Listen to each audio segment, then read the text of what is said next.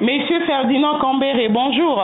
Bonjour. Nous avons un bureau définitif de l'Assemblée nationale. Vital Kamerhe revient au perchoir de la Chambre basse du Parlement 15 ans après. Quelle est la lecture que vous faites des contours de son élection et son installation? Une lecture que vous voyez bien que pour arriver là, quel a été le parcours d'un combattant. Si les élections étaient organisées normalement et pour une majorité qui était régulière, est-ce qu'on aurait dit avoir besoin de faire des primaires, de faire des pressions sur les bureaux d'âge, de voir un bureau d'âge faire 5 mois, et ainsi de suite. Tout ça ne fait que cacher une crise. C'est ça la lecture au PPRD. Tout ça cache une crise politique dans laquelle Félix a plongé le pays avec sa majorité, l'Union sacrée. Et une crise qui continue à faire très très mal, madame. Très très mal. La guerre est encore à l'Est, la situation socio-économique de la population est catastrophique, la misère s'installe partout. Vital Kamerhe a été président de l'Assemblée nationale. Il est parti de l'Assemblée nationale suite à un désaccord avec le président de la République, l'ancien Joseph Kabila. Aujourd'hui, il est maintenant président, il est remis à la tête de l'Assemblée nationale. Alors, comment trouvez-vous la personne de Vital Kamerhe, vous qui avez eu à exercer avec lui pendant longtemps, un Vital Kamerhe comme président de l'Assemblée nationale? Le problème n'est pas de Vital. Le problème, c'est le système en place. Ok. C'est comme une question comment poser lorsque finalement Madame Toulouka est nommée Premier ministre. Je dis, mais qu'est-ce qu'elle pourra faire, la pauvre, dans un système aussi déjà embrouillé comme celui-là? Elle va créer quel miracle? Ça fait combien de mois qu'elle ne sait pas travailler, qu'elle ne sait pas former son gouvernement? Vital aussi, c'est le rien que comme individu. Qu'est-ce qu'il pourra créer comme miracle pour vouloir débloquer une machine déjà bloquée? Parce qu'il se trouve dans un engrenage déjà très compliqué. Quel miracle qui fera pour que la machine finalement glisse et que ça roule? Vital Kamerhe, ce n'est pas quand même quelqu'un qui cède facilement à l'informel, Monsieur Ferdinand.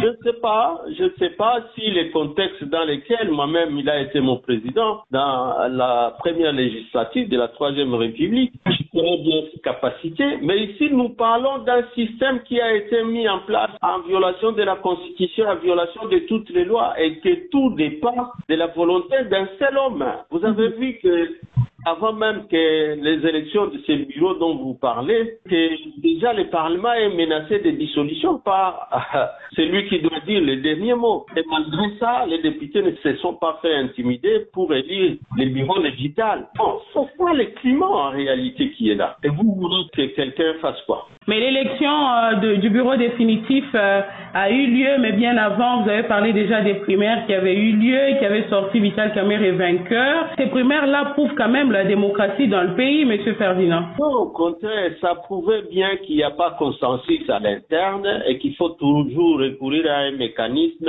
autre que celui du consensus à l'interne qui justifiait les querelles à l'interne dans une majorité qui est censée être cohérente pour diriger le pays. C'était une preuve, les gens ont vanté ça, que c'était un modèle de démocratie, alors que pour nous, c'était clair que la majorité, même quand ils ont nommé Kabouya comme informateur, que la majorité là n'existait pas en réalité. Alors que la démocratie, qui est voulue par notre parti et qui est représentée, qui doit être représentative pour diriger, c'est au niveau de l'Assemblée nationale.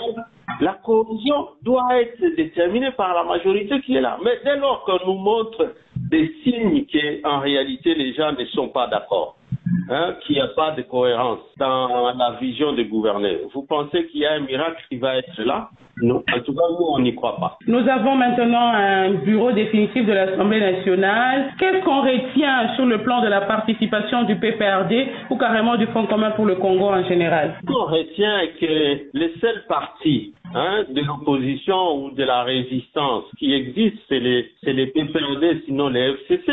C'est la famille d'Aïe Joseph Kabila Kabange qui a sonné la sonnette d'alarme pour dire que le pays va mal. On est en train d'engouffrer le pays dans une crise profonde lorsque, à la tête du pays, nous avons des hommes qui veulent diriger sans suivre la Constitution, sans respecter la Constitution. Ils ont cru bien faire en ayant une CENI non consensuelle, en mettant une Cour constitutionnelle à leur goût.